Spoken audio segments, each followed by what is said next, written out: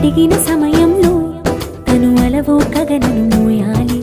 సొగసుని పొగడమే తన కలవాటైపోవాలి.